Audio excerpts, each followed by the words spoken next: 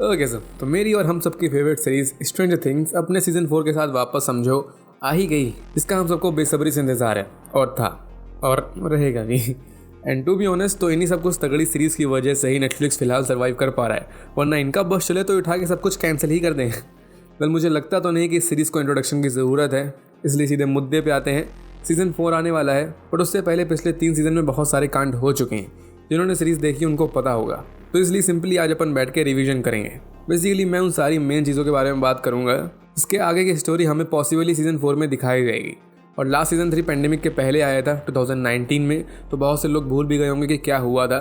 But tension not, मैं हूँ यहाँ पर, मैं आपकी सारी मेमोरीज़ को वापस से रिफ्रेश कर दूंगा। लेकिन उससे पहले हाँ, जाओ अभी सब्सक्राइब बटन दबा के आओ, नहीं तो मैं आपको हॉकिंस में जाके छोड़ाऊंगा और आपको पता है वहाँ पर क्या क्या होता है। So let's start and you all just have to sit down, keep calm and listen to me.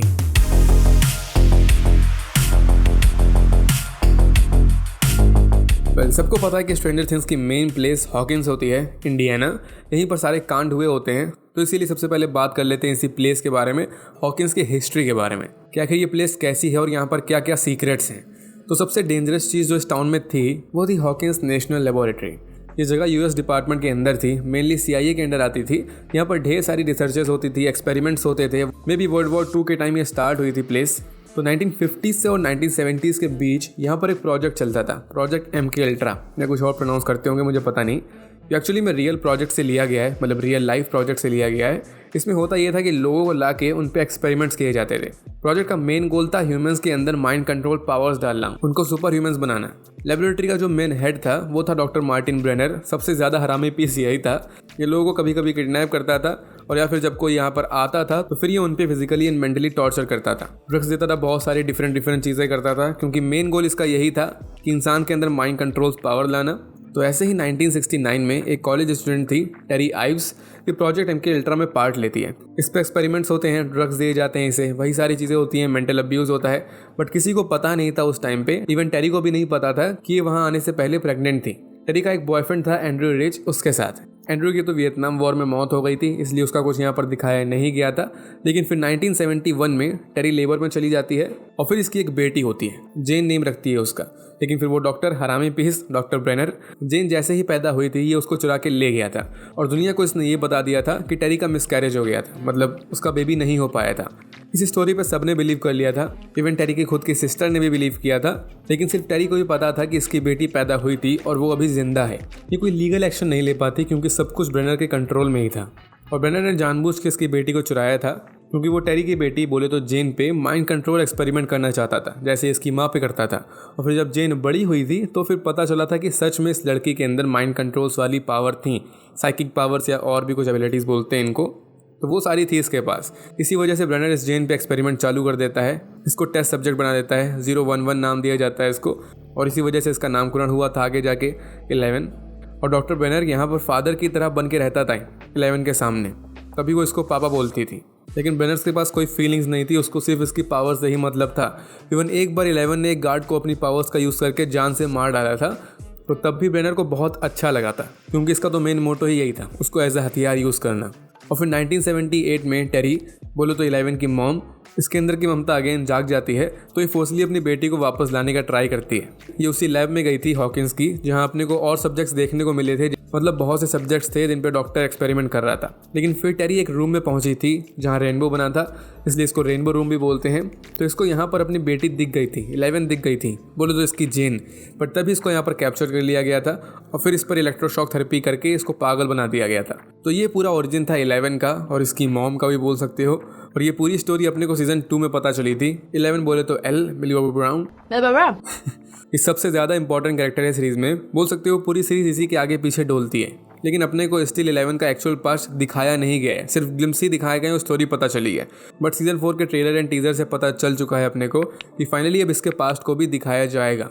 Anyway season 2 में कैरेक्टर और दिखाई गई थी, काली प्रसाद। ये भी 11 के साथ उसी रेनबो रूम में थी। इवन जब टेरी उस रेनबो रूम में ज़बरदस्ती घुसी थी, वहाँ पर पहुंची थी और इसने अपनी बेटी को देखा था, तो उस टाइम 11 काली के साथ ही खेल रही थी, जब लगभग वो 5 साल के आसपास थी। और इसी वजह से आगे जब टेरी पागल हो गई थी और 11 इससे मिलने आई थी, जब वो बड़ी हो गई थी उसके बाद, तो 11 को वही विजन्स देखने को मिले थे अपनी माँ से, जिसमें ये काली के साथ खेल रही थी। तो काली भी वन ऑफ द सब्जेक्ट्स थी ब्रेनर की। इसका कोड नेम था 008। के पास भी तगड़ी माइंड पावर्स थी। अपने को पूरा एक एपिसोड दिखाया गया है इसके ऊपर, जहाँ 11 ये काली के साथ चली गई थी शिकागो, एकदम सिस्टर्स की तरह। बहुत सारे कांड किए थे इन लोगों ने, बट लास्ट में 11 वापस अपने दोस्तों के पास आ गई थी हॉकिंस में। एनीवे, तो अब स्ट्रेंजर थिंग्स में सेकंड मोस्ट इंपॉर्टेंट चीज़ के बारे में बात करते हैं, जो है अपसाइड डाउन। अब ये जगह एक अल्टरनेट डायमेंशन होती है, पैरेलल वर्ल्ड होता है। मतलब अपनी मेन दुनिया जो है उसके अंदर ये जगह नहीं आती, दूसरी दुनिया बोल सकते हो इसे। अपनी दुनिया में ह्यूमंस एनिमल्स रहते हैं, वैसे ही इस दुनिया में अपसाइड डाउन की दुनिया में मॉन्स्टर्स रहते हैं, जिनको अलग अलग नेम भी दिए गए हैं। जैसे डेमोगॉर्गन, जिसका मतलब होता है डीमन गॉड। माइंड फ्लेयर होता है, जिसका रोल सीजन 3 में बहुत ज़्यादा वाला है। और ऐसे ही सीजन 4 में वेक्ना आएगा, जिसका फर्स्ट लुक अपन ट्रेलर में देख चुके हैं। और हाँ, ये सारे नेम्स अलग से नहीं बनाए गए। एक गेम होता है, एक बोर्ड गेम होता है, जो यहाँ के बच्चे कच्चे खेलते हुए रहते थे, ड्रैगन्स एंड डंजन्स नेम से। तो उसमें सारे कैरेक्टर्स होते हैं। तो अब इस अपसाइड डाउन का ओरिजिन भी बोल सकते हो 11 से ही कनेक्टेड है। नवंबर 6, 1983, हॉकिंस इंडियाना। तो इस दिन हॉकिंस लैब में ही एक टेस्ट चल रहा था 11 के ऊपर। इंचार्ज वही था एज यूजुअल, डॉक्टर ब्रेनर। तो इस टेस्ट में 11 को एक सेंसरी डेप्रीवेशन टैंक में डाला गया था। बेसिकली एक टैंक होता है जहाँ कुछ होता नहीं, बहुत सन्नाटा होता है खाली। यहाँ पर बोल सकते हो 11 की माइंड पावर्स इन्हेंस हो जाती हैं। ये एक ही प्लेस में रह के अदर चीज़ों को महसूस कर सकती है, उनसे कांटेक्ट तक कर सकती है। इसकी पावर्स में से एक चीज़ होती है ये। तो इसका सिर्फ मिशन था कि इसको रशियंस के सीक्रेट के बारे में पता करना था। बट उसी टैंक के अंदर 11 ये एक पैरेलल वर्ल्ड से कांटेक्ट कर लेती है, मतलब वही अपसाइड डाउन से। एक एलियन को देखती है, वही डेमोगॉर्गन, और फिर ये उस दुनिया के बीच और अपनी दुनिया के बीच डोर को क्रैक कर देती है। मतलब काइंडा एक डोरवे बना देती है खुद ही। इसको नेम भी दिया गया है यहाँ पर, द गेट। जिससे अपसाइड डाउन की दुनिया से एक मॉन्स्टर, एक डेमोगॉर्गन, अपनी रियल दुनिया में आ जाता है। और इसी बीच डर के मारे 11 ये उस जगह से भाग जाती है, मतलब फाइनली लेबोरेटरी से निकल जाती है। और एग्जैक्टली इसी पॉइंट से सीरीज की स्टार्टिंग हुई थी, जहाँ पर अपने को एक मिस्टीरियस मॉन्स्टर हॉकिंस लैब में आज़ाद होते हुए दिखाया गया था और ये लोगों को मार रहा था। सो यहाँ पर सीजन 1 में न्यू कैरेक्टर्स की एंट्री हुई थी। एक ग्रुप था 4 लॉन्डो का, Will Byers, Lucas Sinclair, Mike Wheeler and Dustin Henderson. तो इसी दिन 1983 में विल ये अचानक से मिस्टीरियस वे में गायब हो गया था, एकदम वैनिश हो गया था। कहीं अता पता ही नहीं था बंदे का कि गया तो गया कहाँ। वो इसीलिए क्योंकि ये अपनी दुनिया में था ही नहीं। वो जो मॉन्स्टर निकला था अपसाइड डाउन से, वो इसको अपनी दुनिया में ले गया था। और वो मॉन्स्टर ऐसे ही एक एक करके लोगों को अपने साथ ले जाता था। जैसे वो बार्ब को ले गया था, नैन्सी की दोस्त थी जो, और मार डालता था। पूरी सीजन 1 में बस यही मिस्ट्री रिवील हो रही थी कि आखिर लोग जा कहाँ रहे हैं। लेकिन फिर एडल्ट्स और टीनेजर स्टोरी में आ गए थे, जैसे विल की सिस्टर नैन्सी, इसका बॉयफ्रेंड लूकस और इसका एक्स स्टीव, और स्टीव के बाल। स्ट्रेंजर थिंग्स में 2 चीज़ें सबसे ज़्यादा फेमस है, मिली बॉबी ब्राउन और स्टीव के हेयर्स। भाई साहब क्या लगते हैं यार। खैर स्टोरी में एडल्ट कैरेक्टर्स भी आते हैं, जैसे विल की mom Joyce Byers and Hawkins का पुलिस वाला Jim Hopper, fan favourite character है सबका। खैर फिर जॉयस तगड़ा वाला दिमाग लगा के अपने बेटे का पता लगा लेती है, जो दूसरी दुनिया में होता है, बट क्रिसमस लाइटिंग का यूज़ करके इस दुनिया से कांटेक्ट कर रहा था। और फिर इसी बीच में 11 वो भी यहाँ आ जाती है, माइक से टकरा जाती है और इनका थोड़ा लफड़ा भी आगे स्टार्ट हो जाता है। और फिर बाद में वो हॉपर पुलिस वाला 11 को अडॉप्ट भी कर लेता है, मतलब अपनी बेटी बना लेता है। और फिर सीजन 1 के फिनाले में फाइनली 11 एक डेमोगॉर्गन को अपनी पावर्स का यूज़ करके जान से मार डालती है। और ये लोग खुद उस अपसाइड डाउन की दुनिया में जाके विल को वापस सही सलामत लेके आ जाते हैं। और सीजन 1 इसी पॉइंट पे ख़त्म हो जाता है। और फिर सीजन 2 आता है, इसमें बहुत सारे चेंजेस होते हैं। जैसे बच्चे थोड़े बड़े हो गए होते हैं, क्योंकि टाइमलाइन के हिसाब से अगर बात करें तो 1 साल बीत चुका होता है सीजन 1 और सीजन 2 के बीच में। 1984 आ गया होता है और यहाँ पर जो वो बैड गाय था doctor Brenner, head of operation, वो चेंज हो जाता है और एक नया गुड गाय डॉक्टर ओवेंस ये न्यू हेड ऑफ ऑपरेशन बन जाता है। ये काफ़ी अच्छा बंदा होता है, काफ़ी हेल्प भी करता है इन सबकी। और फिर 2 न्यू कैरेक्टर्स की और एंट्री होती है, मैक्स और इसका स्टेप ब्रदर बिली। मैक्स अपने लॉन्डो की पार्टी ज्वाइन कर लेती है और 11 की बेस्टेस्ट फ्रेंड बन जाती है, क्योंकि यही दोनों लड़कियां होती हैं खाली। लेकिन फिर पता चलता है कि सीजन 1 में जो अपसाइड डाउन का गेट था उसको बंद थोड़ी ना किया गया था, बस खाली एक सिंगल मॉन्स्टर ही मरा था। और अब उन गेट्स पे और अपसाइड डाउन पे और स्टडी किया जा रहा था उसी हॉकिंस लैब के अंदर। और एक मशीन का यूज़ करके ये लोग उस गेट की ग्रोथ को रोक रहे थे, लेकिन लास्ट में चीज़ें उल्टी पड़ गई थी, जिससे वो गेट और बढ़ गया था। या फिर बोल सकते हो कि एक प्रॉपर इंटरडायमेंशनल गेट ओपन हो गया था दोनों दुनिया के बीच में, बहुत बड़ा सा। और अब जून 1984 में लास्ट इवेंट के 1 साल बाद यहाँ पता चला था कि वो अपसाइड डाउन का एरिया वो धीरे धीरे बढ़ रहा होता है उस बड़े गेट की वजह से। हॉकिंस के जितने भी लोअर एरिया थे, बोले तो टनल्स और अंडरग्राउंड एरियाज, यहाँ पर वो अपसाइड डाउन की वेन्स फैल रही थी, जिससे बहुत से डेमोगॉर्गन्स अपनी दुनिया में इंटरफेयर कर रहे थे। तो सीजन 2 का मेन मिशन यही था कि उन गेट्स को कैसे भी करके बंद करना। तो सबको पता था कि 11 ही कर पाएगी ऐसा, और कोई बंदा पैदा ही नहीं हुआ। लेकिन फिर इसी पॉइंट पर एंट्री हुई थी माइंड फ्लेयर की, उसी अपसाइड डाउन मॉन्स्टर में से एक।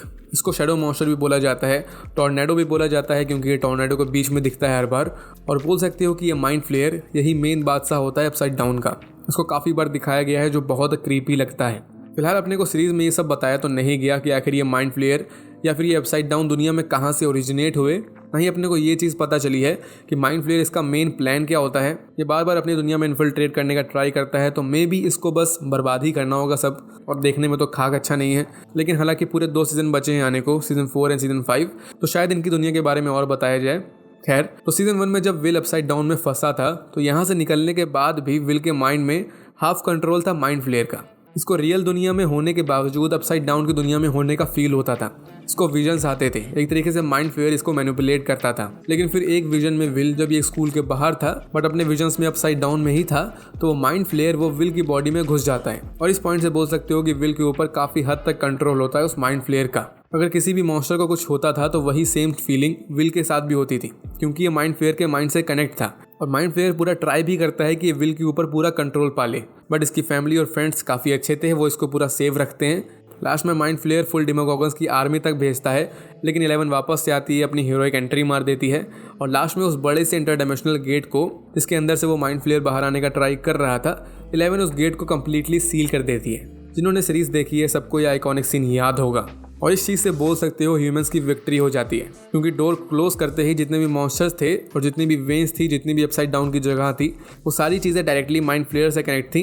तो जैसे ही डोर क्लोज हुआ तो वो सारी चीज़ें भी खत्म हो जाती हैं। जैसे सारे डेमोगोगन मर जाते हैं, वो विल के अंदर जो भी माइंड फ्लेयर का कंट्रोल था वो भी खत्म हो जाता है और सीज़न 2 भी खत्म हो जाता है। लेकिन अब यहाँ पर एंट्री होती है रशियंस की, तो इनके बारे में बात करते हैं। उसी टाइम जून 1984 में ही जब ये अपसाइड डाउन का एरिया फैल रहा था तो इसकी न्यूज़ रशिया तक पहुँच गई थी। और वो चंट लोग होते हैं तो वो लोग भी ट्राई करने लगते हैं कि इस दूसरी दुनिया में कैसे कॉन्टैक्ट करें। और सोवियत साइंटिस्ट एक मशीन बनाने का ट्राई कर रहे थे, जिसको द कीज़ भी बोला गया है यहाँ पर, बट यूजुअली मशीन ही बोलते हैं। तो ये मशीन लिटरली वो गेट ओपन कर सकती है, मतलब वही इंटरडायमेंशनल गेट जो था उसको वापस से क्रैक कर सकती है, खोल सकती है।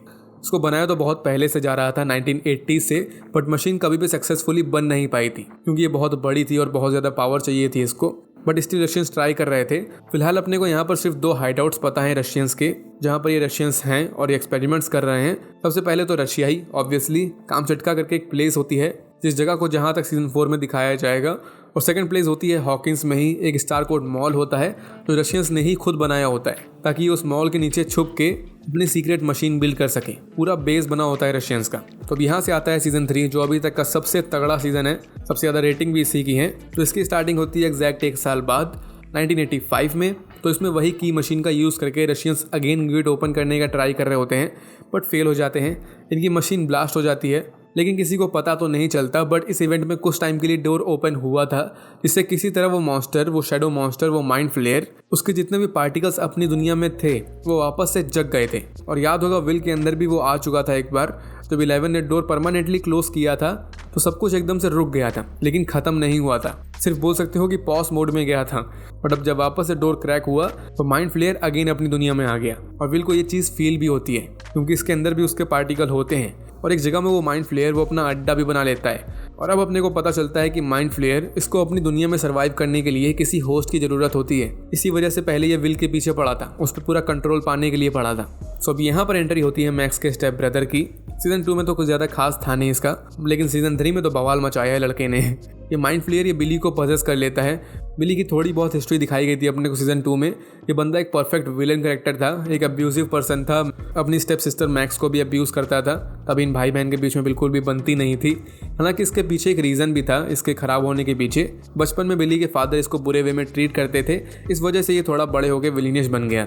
लेकिन बंदे को देख के सारी आंटियाँ फ्लैट हो जाती थी, माइक की मॉम तक फ्लैट हो गई थी। हालांकि अब उस माइंड फ्लेयर के कंट्रोल में आने के बाद ये बिली ये बवाल मचा देता है। इसका एक ही काम होता है, ज़्यादा से ज़्यादा लोगों को ला के मॉन्स्टर में कन्वर्ट कर देना, मॉन्स्टर के सामने रख देना। यहाँ पर एक नया मॉन्स्टर भी जनरेट हो रहा था जो बाकी डेमोगोगन से अलग था। इसको स्पाइडर मॉन्स्टर भी बोला जाता है, क्योंकि इसके पैर वैसे ही होते हैं। और जब लास्ट में वो मॉन्स्टर रेडी हो जाता है तो फिर वो 11 के पीछे पड़ जाता है, क्योंकि वो माइंड फ्लेयर भी जानता था कि बस यही एक बंदी है जो इसे रोक सकती है, क्योंकि ऑलरेडी वो 2 बार ऐसा कर चुकी है। तो इस पॉइंट में 2 विलेंस थे यहाँ पर। एक रशियंस थे जो मशीन बनाने के पीछे पड़े थे और डोर ओपन कर रहे थे, और एक ऑब्वियसली ये नया स्पाइडर मॉन्स्टर आ गया था। हालांकि यहाँ पर अपने को एक रशियन दिखाया गया था, एलेक्सी। ये अच्छा बंदा था, कोई विलेन नहीं था। इसको भले ही एक सीजन में दिखाया गया हो, बट सबका फैन फेवरेट कैरेक्टर बन गया था ये। हालांकि इसको लास्ट में मार दिया गया, रेस्ट इन पीस।